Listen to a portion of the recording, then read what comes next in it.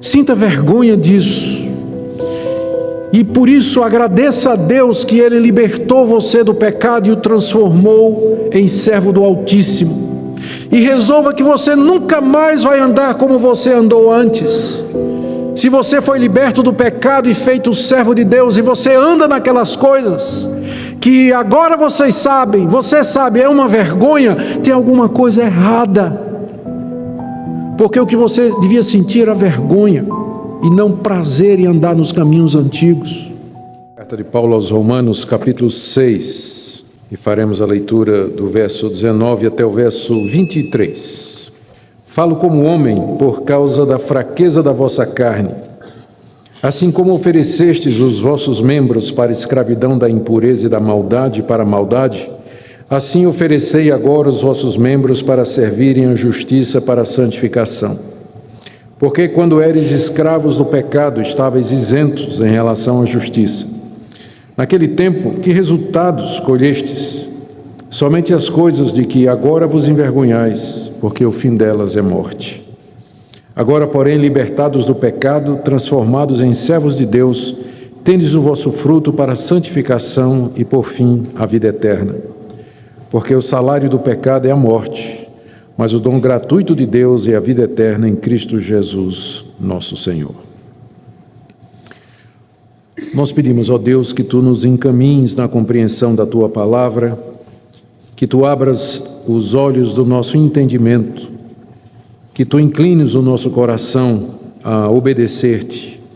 Eu quero orar, Senhor, que Tua palavra nessa noite seja usada para conforto e edificação do Teu povo, para encorajamento a viver em santidade e também para despertamento e conversão de pessoas que aqui se encontram nessa noite e que ainda estão sob a escravidão do pecado. Pedimos que Tua palavra seja usada por Ti na libertação dessas pessoas e no crescimento do Teu povo, para a Tua glória e para a nossa alegria. Em nome de Jesus. Amém.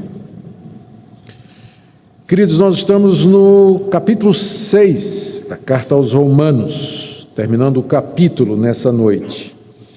Esse capítulo, como vocês se recordam, é aquele onde Paulo faz uma exposição da maneira pela qual Deus nos liberta do pecado para que possamos servir a Ele.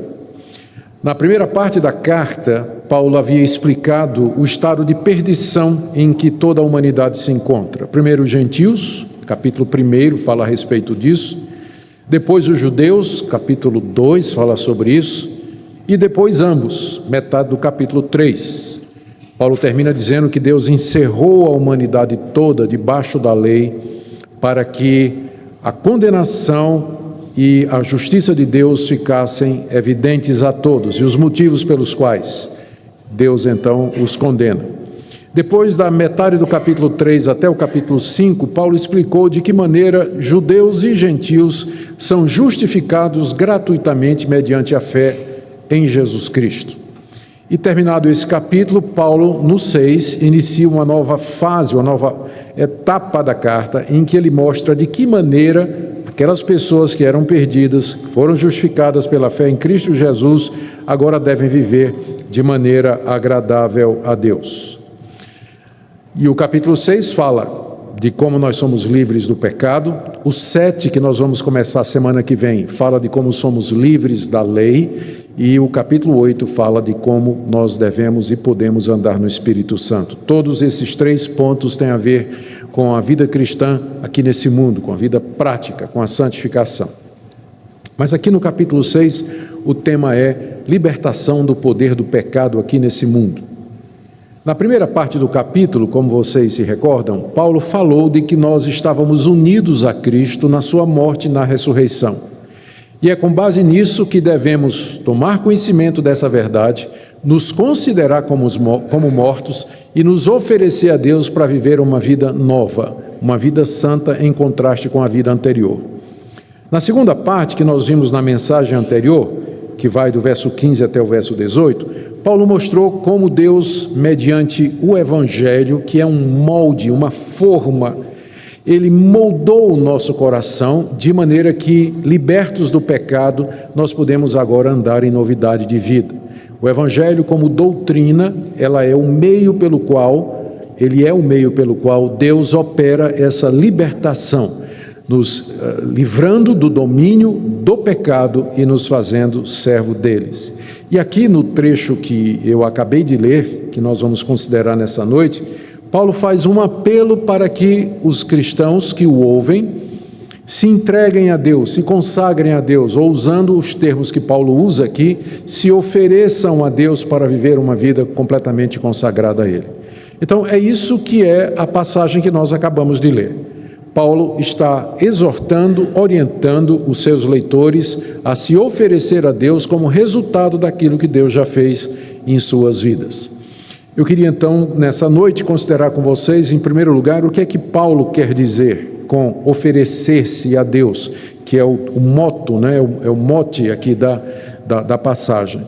E segundo, eu queria explorar 4 aspectos desse mandamento que ele coloca aqui, de que nós nos ofereçamos a Deus. O objetivo é encorajar vocês, é orientar vocês, instruir vocês de que maneira, ou em termos práticos, nós podemos no dia a dia nos oferecer a Deus como nos é ordenado aqui. Então vamos começar tentando entender o que é que significa essa expressão que aparece, por exemplo, no verso 19, oferecei-vos a Deus, e que é a repetição do que ele tinha dito antes no capítulo 6, verso 13, não ofereçais os membros vossos ao pecado, mas oferecei-vos a Deus. O que é que significa isso, nos oferecer a Deus? Essa palavra, esse verbo na língua original é bastante sugestivo. A palavra significa literalmente colocar-se diante de alguém, ao alcance da mão daquela pessoa, e assim ficar inteiramente à disposição daquela pessoa para que aquela pessoa faça o uso que achar conveniente. Oferecer-se a Deus, então, é você se colocar diante de Deus, ao alcance da mão de Deus, e dizer assim: aqui estou, toma-me e usa-me conforme tu desejas. Por isso que oferecer aqui, oferecer-se a Deus, pode ser substituído por entregar-se a Deus, apresentar-se a Deus. Essa é a ideia principal, ou seja, de que você se coloca diante de Deus, você se torna disponível diante de Deus a uma distância em que Deus pode colocar a mão sobre você e Ele possa então usar você como Ele deseja. É isso o significado de oferecer-se a Deus. Quando Paulo usa esse verbo aqui na carta aos Romanos, geralmente ele faz em 2 sentidos. O primeiro aparece aqui no capítulo 6, verso 13, quando ele diz: oferecei os vossos membros a Deus. O que é que isso significa? Quando Paulo fala membros, ele está se referindo àquelas partes que constituem o nosso ser, aquilo que nós somos. Isso inclui os membros físicos, braço, olho, perna, tudo o que nós somos, mas também as nossas faculdades, meu pensamento, minha consciência, minha decisão, minha vontade, meu ser, tudo aquilo que eu sou. Então, quando ele fala, oferecei os vossos membros, ele quer dizer, ofereçam-se integralmente a Deus com aquilo que você é e aquilo que você tem, porque, por extensão, isso significa também as minhas posses, os meus bens, aquilo que eu tenho e que me pertence. Então, ao dizer, oferecei os vossos membros a Deus, Paulo está dizendo, coloque-se com tudo que você é, com tudo que você tem, a uma distância tão próxima de Deus, que Deus pode colocar a mão e usar do jeito que Ele quiser. É isso que significa. Mas Paulo também usa no outro sentido, que aparece no famoso versículo muito conhecido, que nós vamos encontrar mais adiante, que é do capítulo 12, verso 1, quando ele diz que nós não devemos nos conformar com este século, mas devemos nos transformar pela renovação da nossa mente e oferecer a Deus o nosso corpo em culto racional, que significa um culto espiritual. Então, aqui já o sentido é outro. A ideia, na primeira ocorrência, é de serviço. Eu e tudo que sou me coloco diante de Deus, me apresento a Ele, me entrego a Ele para que Ele me use para a sua glória e para o seu serviço. Aqui nesse outro sentido, em Romanos 12, eu me coloco diante de Deus para adorá-lo, para prestar-lhe o culto do qual Ele é digno. Em ambos os sentidos, a ideia é de inteira consagração. oferta de nós mesmos, uma dedicação do que somos e o que temos a Deus para vivermos aqui nesse mundo. É isso que significa oferecei-vos a Deus. E essa é a ordem que Deus nos dá. Esse é o mandamento que Deus dá a cada um de nós. Esse é o mandamento que Ele me dá, esse é o mandamento que Ele dá a você. E a grande pergunta é, como é que nós fazemos isso? E aqui, então, nós temos 4 orientações do apóstolo Paulo para nos ajudar a obedecer a esse mandamento da parte de Deus, e eu quero ver todos os 4 com vocês nessa noite. O primeiro deles está no verso 19, e pode ser resumido da seguinte maneira: ofereça-se a Deus da mesma forma como antes você se oferecia ao pecado. Está no verso 19. Falo como homem por causa da fraqueza da vossa carne. Assim como, isso aqui introduz a comparação, não é? Assim como, já introduz a comparação. Assim como oferecestes os vossos membros para a escravidão da impureza e da maldade, para a maldade, assim oferecei agora, esse é o outro termo da comparação, os vossos membros para servirem à justiça para santificação. Ou seja, da mesma forma que nós antes servíamos ao pecado e nos entregávamos ao pecado, agora nós temos que, com a mesma intensidade ou maior, nos oferecer a Deus para servir a Deus. Paulo então faz um contraste, uma comparação, uma analogia entre a maneira como vivíamos antes de conhecer a Cristo, vivendo completamente de maneira dedicada para o pecado, e a nova vida que Deus nos dá em Cristo Jesus, na qual nós devemos viver inteiramente dedicados a Ele. Ele pede desculpas, né, por usar essa analogia. Ele vê que ele começa o verso 19, né, se justificando, né, pedindo desculpas. Né? Eu falo como homem por causa da fraqueza da vossa carne. Aqui é uma expressão que significa simplesmente o seguinte: eu vou usar uma figura da linguagem do dia a dia, ou vou usar um argumento que é fácil de entender, embora possa parecer um pouco vulgar. Vocês me desculpem, não é? Mas é porque eu sei que vocês têm limitações. Isso é Paulo falando, né? Então eu vou usar uma comparação que é útil para vocês entenderem o que eu quero dizer com oferecei-vos, embora ela tenha as suas limitações. E a analogia é exatamente essa: você deve se oferecer a Deus agora, como antes você se oferecia ao pecado. Antigamente, Paulo diz aqui, vocês ofereciam os seus membros, o que eu sou e o que tenho, para a escravidão da impureza e para a maldade. Ele aqui está descrevendo a vida das pessoas sem Deus, como era antes de conhecerem a Jesus Cristo. Essas pessoas viviam para satisfazer os desejos do pecado, para satisfazer as suas paixões, a lascívia, a cobiça, a impureza, os desejos carnais, e as pessoas se entregavam livremente a isso, a esse desejo, a essas paixões. Era assim que era a vida antiga. Eu vivi essa vida, me converti aos 22 anos de idade. Aos 16 eu já tinha saído da igreja, fui criado na igreja. Aos 16 joguei tudo para trás e fui para o mundo.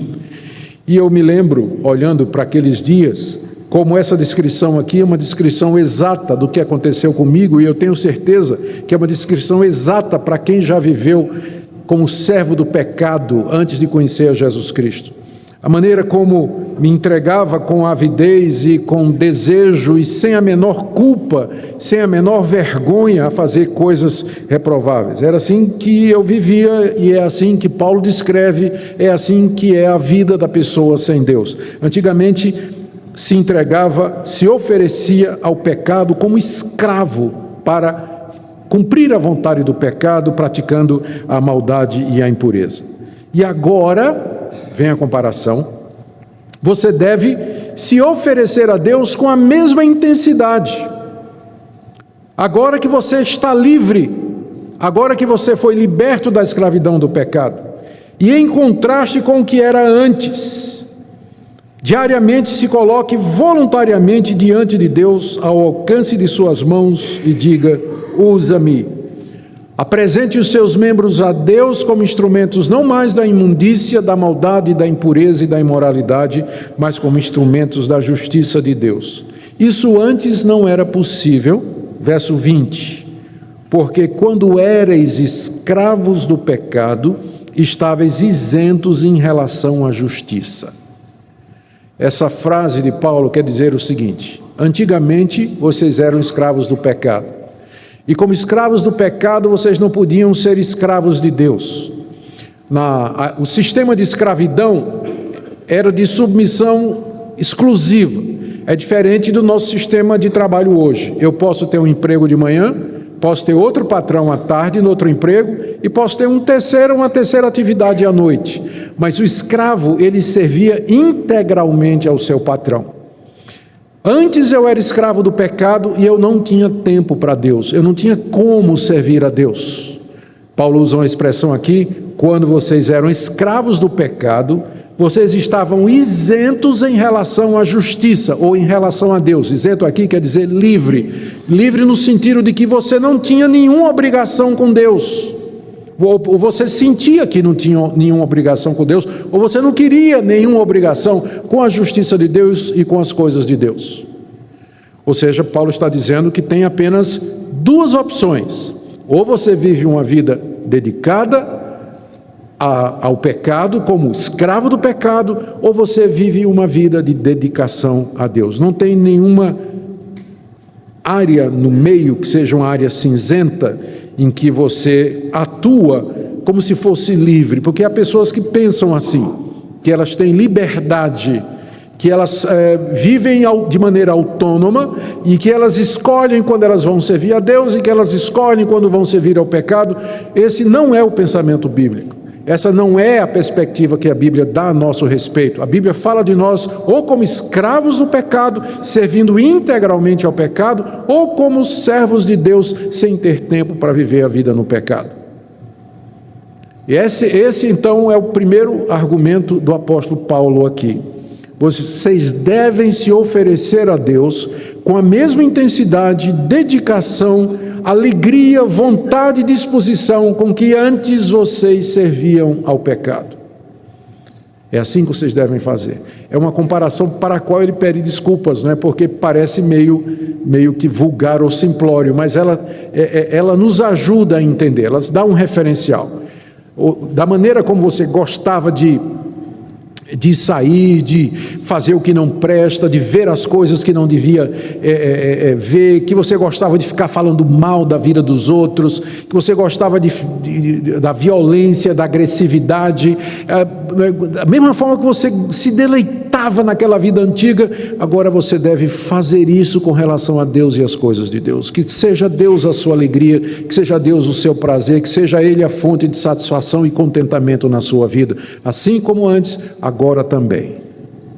Assim como você fazia antes, agora você vai fazer. Então esse é o primeiro argumento aqui, é o primeiro aspecto de como devemos nos oferecer a Deus. É da mesma forma que antes você se oferecia ao pecado. Aqui vem o segundo ponto, ou o segundo aspecto desse oferecimento, que está no verso 21, e pode ser resumido da seguinte maneira: ofereça-se a Deus pensando nos resultados que vocês tiveram na sua vida antiga. Veja o que diz o verso 21. Naquele tempo, pergunta o apóstolo Paulo, que resultados colhestes? Somente as coisas de que agora vos envergonhais, porque o fim delas é a morte. Paulo aqui, ele leva os seus ouvintes a refletir sobre a vida antiga com uma pergunta. Naquele tempo que vocês viviam sem Cristo, vocês gentios e vocês judeus, naquela época, antes de conhecer o Evangelho, que resultados vocês escolheram da vida que vocês tinham? Paulo já tinha dado uma descrição dessa vida, e eu quero rememorar agora com vocês, relembrar com vocês. No capítulo 1, no verso 24, Paulo havia se referido à vida no mundo sem Deus como sendo uma vida de imundícia, uma vida de concupiscência. No capítulo 1, verso 26, Paulo fala de paixões infames, de relações sexuais contrárias à natureza. E no capítulo 1, de 28 a 32, ele dá uma lista, olha a lista, cheios de toda injustiça, malícia, avareza, maldade, possuídos de inveja, homicídio, contenda, dolo, malignidade, sendo difamadores, caluniadores, aborrecidos de Deus, insolentes, soberbos, presunçosos, inventores de males, desobedientes aos pais, insensatos, pérfidos, sem afeição natural e sem misericórdia. É assim que era a vida antiga. Era disso que ela era constituída. Paulo pergunta: qual foi o fruto disso? O que é que vocês obtiveram como resultado de ter vivido uma vida assim? Quando a gente vivia daquela maneira, a gente não tinha consciência do que estava fazendo.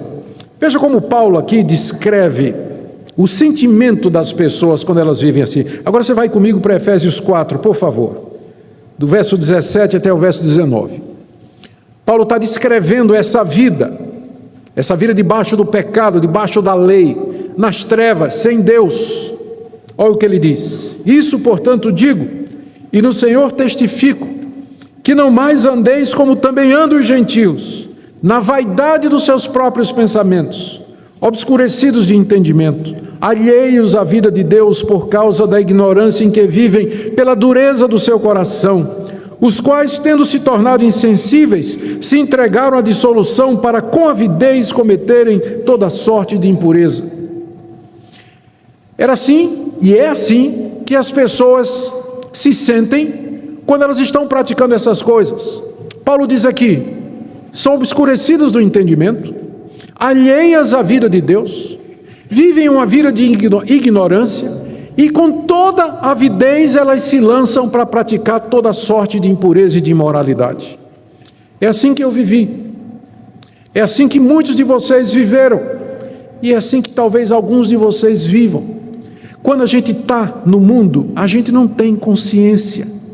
Eu não tinha a menor vergonha de fazer as coisas que eu fazia. Na verdade, eu até me vangloriava, sentava com os meus amigos na mesa do bar para contar as aventuras de todo tipo, para falar mal dos outros, e fazíamos isso de boca cheia, achava que era natural, a boca cheia de palavrões, piadas indecentes, atos piores ainda, e achava aquilo maravilhoso, passar a noite com os amigos, ou sair para uma noitada, para algum tipo de aventura sexual, e achava isso a coisa mais natural do mundo, e a consciência não apertava nada, achava que não tinha satisfação que dar a ninguém. Eu era a ovelha negra da família, toda a minha família estava na igreja, meus irmãos estavam na igreja, minhas irmãs estavam na igreja, e eu era desviado da família. E aí os pastores da igreja viviam atrás de Augustos. Quem conseguisse converter Augustos tinha um grande troféu, grande galardão dos céus. E os pastores me abordavam, e sempre a conversa deles era essa, e que é a abordagem que às vezes nós fazemos para os incrédulos, e que não é a abordagem mais certa. Eles chegavam para mim e diziam assim: Augusto, eu sei que você não é feliz. Eu dava risada. Mas como assim eu não sou feliz? Eu sou felicíssimo, eu gosto da vida que eu estou levando, eu gosto da baderna que eu faço, gosto dos meus amigos, gosto da cachaça, gosto da farra, gosto da maneira como eu vivo e faço as coisas, sem dever nada a ninguém. Era esse o meu sentimento. Mas hoje, eu olho para trás, o que eu sinto é outra coisa. O que eu sinto é o que Paulo diz aqui: naquele tempo, que resultado colhestes? Se você me perguntasse, quando eu estava naquela época, eu diria muitos. Coisa boa, alegria, satisfação. Mas agora, a resposta é essa: somente as coisas de que agora vos envergonhais. Hoje eu tenho conhecimento de mim mesmo. Hoje eu sei que eu sou um pecador e eu sei por que eu fiz aquelas coisas. Hoje eu tenho consciência da seriedade do pecado e do preço que ele cobra. Hoje eu conheço a Deus e conheço a sua santidade e a sua justiça. Hoje eu conheço a Jesus Cristo e o que ele fez na cruz por mim, como ele ali sangrou e morreu pelos meus pecados. Hoje eu tenho consciência da realidade das penas eternas, do castigo eterno, do inferno que é por impenitente. Hoje eu tenho consciência da vida eterna, do novo céu e da nova terra que Deus preparou para todo pecador que se arrepende. Por isso, eu só posso olhar para o meu passado agora com vergonha. Essa é a razão, talvez, porque a gente não dá muito espaço nas nossas igrejas reformadas para o tal do testemunho. Acontece que, às vezes, um cara que era traficante de drogas, era criminoso, né? Ele se converte, tem uma conversão dramática e o pessoal logo chama ele à frente para dar um testemunho. E a maneira como ele fala do passado dele, né? Ele parece ter orgulho de ter vivido daquela maneira. Parece ter orgulho, né? Alegrado, ele conta os feitos antigos como se fosse alguma coisa das quais ele intimamente se vangloria disso. Quando, na verdade, a gente devia lembrar do nosso passado somente com esse sentimento: vergonha.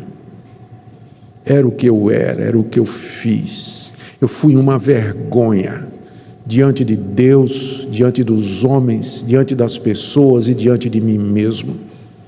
É assim que eu tenho que olhar para trás. E porque eu olho para trás assim, é que eu agora posso me oferecer a Deus, porque eu não quero voltar a ser o que eu era. Eu não quero mais fazer aquelas coisas que eu fiz, coisas que o fruto, diz Paulo aqui no final do verso 21, o fim delas é morte. Hoje eu sei disso. Quando eu digo que esse é o sentimento que nós temos de ter com relação ao nosso passado, eu não estou aqui sugerindo que o crente verdadeiro ele deve viver com remorso ou carregando um sentimento de culpa por coisas que ele fez no passado. De vez em quando eu encontro pessoas assim que tiveram uma vida pregressa na imoralidade ou no crime ou em algum tipo de relacionamento em que a pessoa cometeu muitos erros. Ela conheceu a verdade, conheceu a Cristo, pediu perdão, se converteu, foi perdoada, mas ainda fica carregando aquele remorso, aquela carga. Não é isso que está sendo dito aqui. Na verdade, se confessarmos os nossos pecados, Ele é fiel e justo para nos perdoar os pecados e nos purificar de toda injustiça. E se alguém está em Cristo, ele é uma nova criatura. As coisas velhas passaram, eis que tudo se fez novo. E nós podemos ter a alegria da nossa salvação, independente de quão horrível e vergonhoso o nosso passado foi. Eu não estou dizendo que a gente deve viver carregando a culpa. Se você vive carregando culpa e remorso pelo seu passado, não há nada de evangélico nisso. Na verdade, está faltando evangelho, porque nós temos que aceitar o perdão de Deus, que Ele nos dá completamente. Mas eu estou dizendo que nós devemos olhar para trás, e quando olharmos da nossa perspectiva atual, o que nós devemos sentir é somente isso: vergonha. Pelo que eu fui, pelo que eu fiz, pelo mal que eu causei, pelo mau testemunho que eu dei, como eu ofendi a Deus. Por isso, eu não quero mais voltar a ser o que eu era. Eu não quero mais fazer estas coisas, porque eu sei que o fim delas é a morte. Por isso, oferecei-vos a Deus, pensando na vida antiga e no resultado dela. Terceiro ponto da passagem está no verso 22. E pode ser resumido assim: oferecei-vos a Deus, ou ofereçam-se a Deus, porque vocês agora podem fazer isso. Ofereçam-se a Deus, porque agora vocês podem fazer isso. Antes vocês não podiam. Antes de conhecer a Cristo, de serem convertidos pelo Evangelho, vocês não podiam. Mas agora vocês podem, por isso, oferecei-vos a Deus. Verso 22. Agora, porém, libertados do pecado, transformados em servos de Deus, tendes o vosso fruto para a santificação e, por fim, a vida eterna. O que nós temos aqui é uma declaração do apóstolo Paulo daquilo que Deus fez por nós em Cristo Jesus. O agora, do verso 22, geralmente se refere à nova vida, à interferência de Deus na vida antiga, trazendo ressurreição, transformação. É o que a gente chama em teologia do agora escatológico, é o irrompimento da nova vida e da realidade do reino de Deus na nossa experiência e na nossa existência. Agora, o porém, agora, porém, estabelece o contraste com o que era antes. Antes, como vimos, nós éramos escravos do pecado, fazendo coisas vergonhosas que levavam à morte.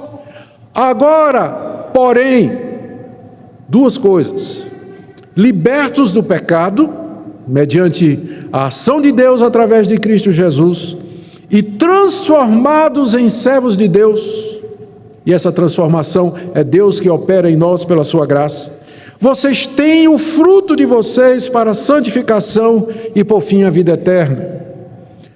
Paulo está dizendo àqueles cristãos o que Deus fez por eles como base para que eles se ofereçam a Deus. É mais ou menos isso. Agora, porém, em contraste ao que vocês eram, vocês estão libertos do pecado, vocês foram feitos servos de Deus, e o fruto disso é a santificação e a vida eterna. Portanto, ofereçam-se a Deus. Isso é muito comum no Novo Testamento. Tipo assim, Paulo diz: vocês foram crucificados com Cristo. Foi o que Deus fez e que está no passado. Agora, crucifiquem a sua natureza presente. Vocês morreram com Cristo. Está no passado, é um ato realizado por Deus. Mas agora façam morrer a sua natureza pecaminosa. E aqui é o que a gente chama em teologia, os imperativos de Deus, as ordens de Deus na Bíblia, elas sempre estão embasadas em declarações do que Deus fez. Vou dar um exemplo que talvez seja o mais claro. Vamos lá para o Antigo Testamento, porque isso é verdade na Bíblia toda. Como é que começam os 10 mandamentos? Eu sou o Senhor teu Deus, que te tirei da terra do Egito. Portanto, primeiro, não terás outros deuses diante de mim. Segundo, não farás para ti imagem de escultura. Terceiro, não tomarás o nome do Senhor teu Deus em vão. Os 10 mandamentos são precedidos por uma declaração de que Deus havia liberto aquele povo. Era como se Deus dissesse assim: eu libertei vocês. Agora, com base nisso, aqui está como vocês devem viver. O imperativo, não faça isso, não faça isso, baseado no indicativo, eu tirei vocês da terra do Egito. É a mesma coisa no Novo Testamento. Deus nos diz: eu libertei você do pecado, perdoei os seus pecados, fiz de você meu filho, agora viva como meu filho, viva de maneira digna do que você é agora. Tem muitas religiões no mundo. Tem uma enciclopédia de religiões que é dessa grossura. Eu conheço ela em inglês, é coluna dupla, letra pequena. A quantidade de religiões que tem no mundo. Mas se você fizer uma pesquisa, não precisa ser muito extensa, sobre de que maneira as religiões dizem a forma como o homem pode se reconciliar com Deus e alcançar a Deus, você vai ver que no final, essas milhares de religiões, elas se reduzem a 2 tipos apenas. A grande maioria delas, a quase totalidade das religiões, vão dizer que para você chegar a Deus, para você se reconciliar com Deus, o movimento é de baixo para cima. Você tem que fazer alguma coisa. E quando você chegar no fim, Deus vai fazer uma avaliação, vai pesar na balança as suas obras, os seus pecados, seus acertos e seus erros, e Ele vai lhe dar a vida eterna ou a condenação. Se você tiver sorte, a vida eterna. Então, em todas as grandes religiões, é assim. A única exceção é o cristianismo histórico e bíblico que eu estou pregando a vocês, e que está dentro da nossa tradição histórica, que vem desde a época dos apóstolos, da época de Jesus Cristo.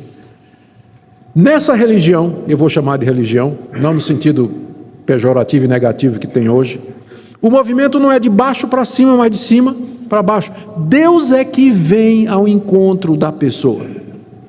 Deus vem ao encontro da pessoa, Deus salva essa pessoa primeiro, e em seguida diz: faça isso. Nas outras religiões é assim: se você fizer isso, você vai se tornar filho de Deus. No cristianismo é assim: você foi feito filho de Deus, agora faça isso. É o que nós encontramos aqui no verso 22. Agora, libertados do pecado, transformados em servos de Deus, tendes o vosso fruto para a santificação e por fim a vida eterna. Por isso, se ofereçam a Deus, porque vocês podem, vocês já foram libertos, o empecilho foi tirado, a dificuldade foi removida, as amarras foram cortadas. Vocês agora podem se oferecer a Deus. Antes não podiam porque eram escravos do pecado, mas agora vocês podem se oferecer a Deus pelo que Ele fez por vocês. Agora o último ponto. Está aí no verso 23. Estamos vendo os 4 aspectos da ordem oferecei-vos. Aqui esse último é assim. Paulo está dizendo: ofereçam-se a Deus pensando no resultado final. Verso 23. Porque o salário do pecado é a morte, mas o dom gratuito de Deus é a vida eterna em Cristo Jesus, nosso Senhor. Aqui nesse verso, nota que ele começa com o porquê, que introduz uma cláusula subordinada, explicativa. Paulo está dando a explicação de alguma coisa que ele disse antes. O que é que ele disse no verso 22? Ele disse no verso 22 que agora nós temos o fruto para a santificação e por fim a vida eterna. E agora ele explica por quê. Por quê? Porque o salário, embora o salário do pecado seja a morte, porém o dom gratuito de Deus é a vida eterna em Cristo Jesus, nosso Senhor. E nessa explicação, Paulo faz um contraste entre, vou usar o termo recompensa por falta de alguma coisa melhor. Ele faz um contraste entre a recompensa que tanto o pecado quanto Deus darão àqueles que os servem. Aqui a figura é de 2 patrões, 2 senhores que têm escravos sob o seu comando. O primeiro senhor e patrão é o pecado. E Paulo diz aqui que o salário que ele paga aos seus servos é a morte. Cada palavra aqui dessa frase tem um significado, mas eu vou me concentrar aqui apenas em algumas. Primeiro, na palavra salário. O salário do pecado é a morte. O pecado paga uma remuneração como recompensa do esforço e trabalho dos seus escravos. Ou seja, significa que a punição pelo pecado, que é a morte, é justa. Você fez por merecer. Então eu posso lhe dizer com toda tranquilidade, o seu castigo é merecido, pode ficar tranquilo, ele já está reservado. Você fez por merecer. O salário, ou seja, a recompensa, o pagamento, os vencimentos que o patrão, pecado, dá àqueles que o servem é a morte. Então você fez por merecer, Da mesma forma que você trabalha os 30 dias e no fim do mês, você está esperando receber seu contra-cheque ou depósito na sua conta, porque você afinal trabalhou, você merece e vai chegar lá, pode ficar tranquilo que é do mesmo jeito. Você serviu o pecado, é servo do pecado, seu contra-cheque vai chegar. Certinho, não falhará. O pecado paga a remuneração, mas em dia. Não falha não tem nenhum servo do pecado a quem ele deixou de pagar. Todos eles receberam a morte como recompensa. O salário do pecado é a morte. E morte aqui, ela é a morte espiritual nesse mundo. Pecadores estão mortos espiritualmente diante de Deus. Eles podem até ser religiosos, acreditar em alguma divindade, prestar culto a algum Deus ou fazer orações a um Deus que ele inventou, alguma coisa, mas ele não conhece o Deus vivo, por isso ele está morto. Ele está morto para Deus. Depois da morte espiritual vem a morte física. E depois da morte física vem aquilo que a Bíblia chama da segunda morte, que é uma referência ao inferno, ao sofrimento eterno,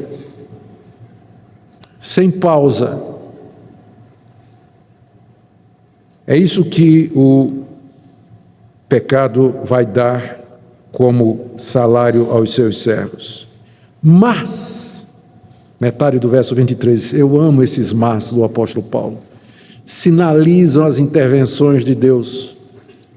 Mas, em contraste ao salário que o pecado paga, que é a morte, o dom gratuito de Deus é a vida eterna em Cristo Jesus, nosso Senhor. Paulo intencionalmente não disse, mas o salário de Deus é a vida eterna. Ele disse, o salário do pecado é a morte. Ele poderia ter dito, mas o salário de Deus é a vida eterna. Ou seja, o salário que Deus paga aos seus servos é a vida eterna. Vocês sabem por que ele não usou a palavra salário? Porque salário, como eu disse, é alguma coisa que você mereceu. É alguma coisa que você tem direito, aqui você faz jus. A vida eterna, você não merece a vida eterna. Você não faz jus à vida eterna. Você não tem direito à vida eterna. Porque você é um pecador.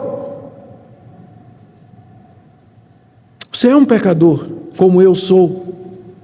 Nós não temos direito a nada a não ser o salário do pecado, que é a morte. Por isso, a vida eterna é um dom, é um presente, é algo gratuito que Deus dá sem merecimento. Ele dá a pessoas que não fizeram jus a isso, pessoas que são indignas da vida eterna. Deus, na sua misericórdia, concede livremente a pecadores como vocês e eu a vida eterna como um dom. O dom gratuito de Deus é a vida eterna, não somente viver depois da morte eternamente na presença de Deus, como desfrutar do novo céu e da nova terra que Deus está preparando, um mundo vindouro que se aproxima, felicidade eterna, livres para sempre do pecado, da morte, de todas as suas consequências. Isso é um dom gratuito de Deus, que é recebido pela fé e não por obras, não por mérito, mediante Jesus Cristo, acrescenta Paulo no final do versículo. O salário do pecado é a morte, mas o dom gratuito de Deus é a vida eterna em Cristo Jesus, nosso Senhor. Pensando nisso, no que cada um deles vai pagar, ofereçam-se a Deus, porque Ele concede gratuitamente aos seus a vida eterna, mediante Jesus Cristo. Eu quero fazer algumas aplicações para terminar. A primeira delas, queridos, reflitamos sobre como era a nossa vida antes de conhecer o Evangelho. Lembre dos resultados da sua vida pregressa. Lembre de uma perspectiva bíblica. Não lembre pensando no prazer, na alegria, no gozo que você tinha naquela época, que você tinha como pecador que não conhecia a verdade. Mas reflita do ponto de vista de Deus, a vergonha diante de Deus e diante dos outros, e diante de si mesmo que tudo aquilo representou. Sinta vergonha disso, e por isso agradeça a Deus que Ele libertou você do pecado e o transformou em servo do Altíssimo, e resolva que você nunca mais vai andar como você andou antes.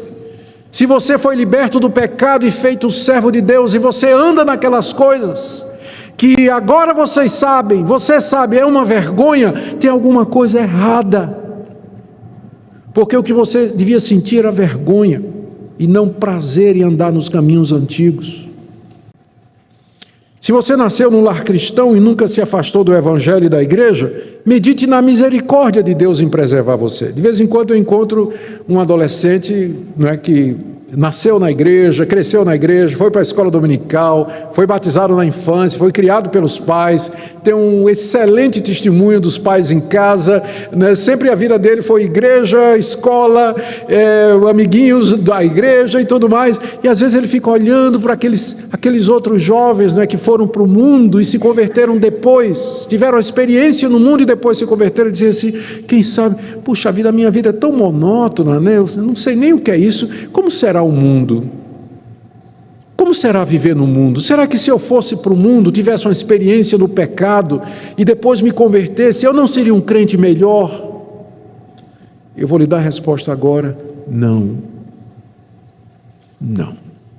Você não sabe a graça e o privilégio que Deus tem lhe dado de você crescer e permanecer no Evangelho.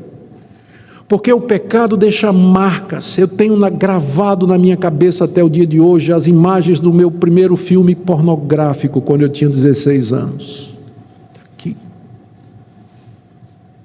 Já me esqueci de muita coisa, não sei nem direito, às vezes nem me lembro do aniversário dos meus filhos. Mas o pecado, ele grava com ferro em brasa o coração, a alma da pessoa, a sua memória, cria cicatrizes. Deus nos perdoa, Deus nos liberta, mas as cicatrizes estão ali, e a luta de santificação de alguém que viveu no mundo é muito mais difícil do que daquele jovem que cresceu na igreja e pela graça de Deus nunca se desviou. Então essa ideia, vamos experimentar um mundo que talvez se eu tenho uma conversão dramática assim, vai ser melhor, é coisa do diabo. Eu sei exatamente o dia da minha conversão. Eu sei o dia e a hora em que Deus mudou meu coração. Está aqui diante de mim, no quarto da minha mãe.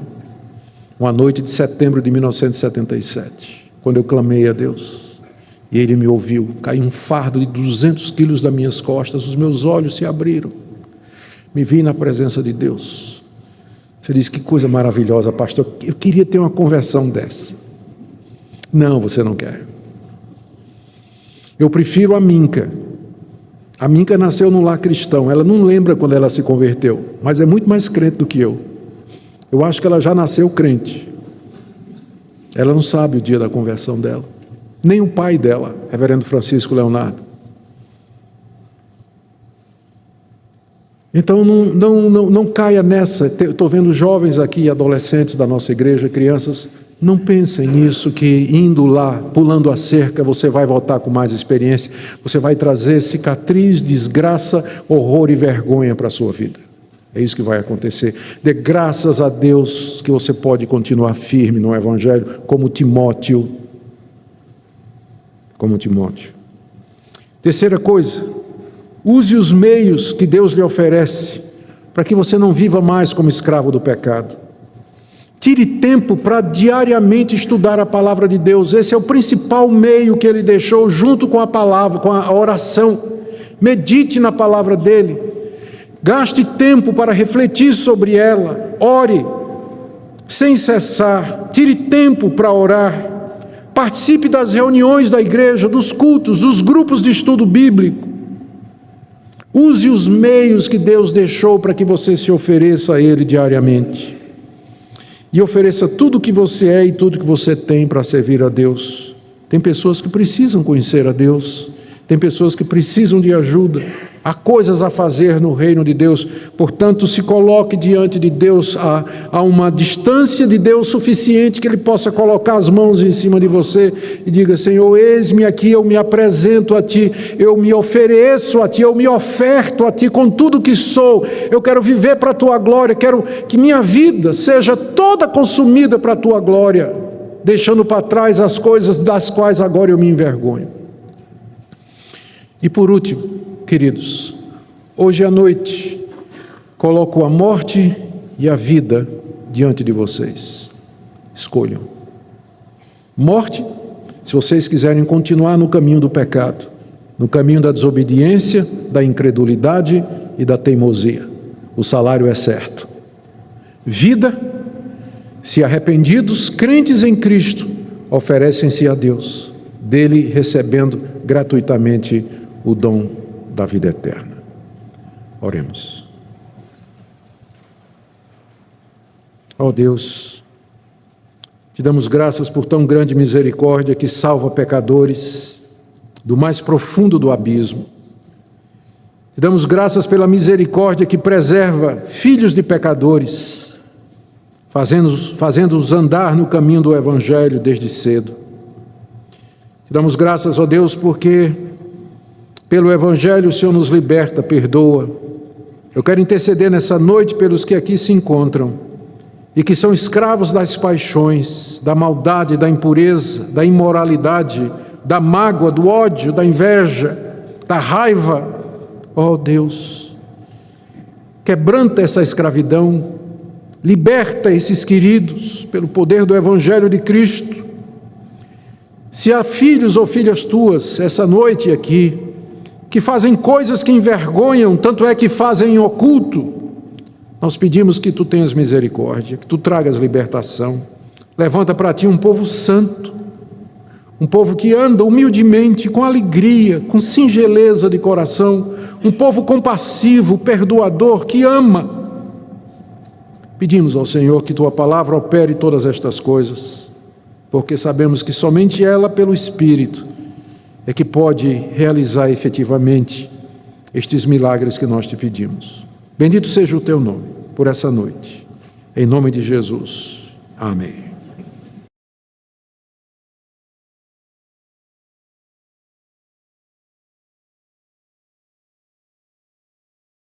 Baixe nossos conteúdos gratuitamente. Acesse o canal pelo link na descrição.